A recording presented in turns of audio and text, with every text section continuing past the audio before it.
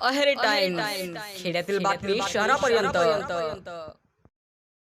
अहेरी आल्लापल्ली मार्गावरील प्राणहिता पोलीस कॅम्पसमोर सुमारे 3 किलोमीटर अंतरावर आयशर वाहनाच्या धडकेत एका सीआरपीएफ जवानाचा दुर्दैवी मृत्यू झाल्याची घटना घडली आहे.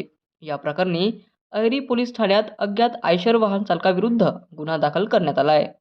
मृतकाचे नाव तुफान गिरीधर काकडे, वय वर्ष 32 असे असून ते सीआरपीएफ 9 बटालियनमध्ये कार्यरत होते. त्यांची नेमणूक प्राणहिता पोलीस कॅम्प येथे होती. ते मूळचे गोंडपिंपरी, जिल्हा चंद्रपूर येथील रहिवासी होते. ही घटना दिनांक 20 डिसेंबर 2025 रोजी सायंकाळी 6 ते 8 वाजेदरम्यान घडली.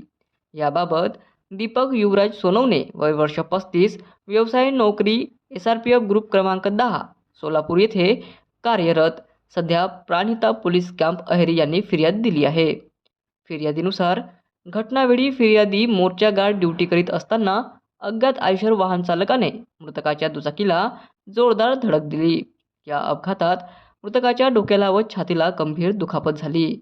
अपघातानंतर चालकाने जखमीला घटनास्थळीच सोडून कोणालाही माहिती न देता तेथून पळ काढला. गंभीर जखमामुळे तुफान काकडे यांचा जागीच मृत्यू झाला.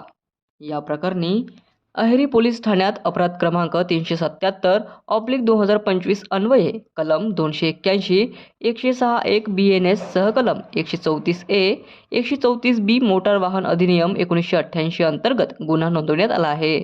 सदर गुन्ह्याचा तपास सहाय्यक पोलीस निरीक्षक मंगेश वडवी करीत आहेत. घटनेमुळे परिसरात हळहळ व्यक्त करण्यात येत असून फरार आयशर वाहन चालकाचा शोध घेण्याचे काम पोलीस यंत्रणेकडून सुरू आहे.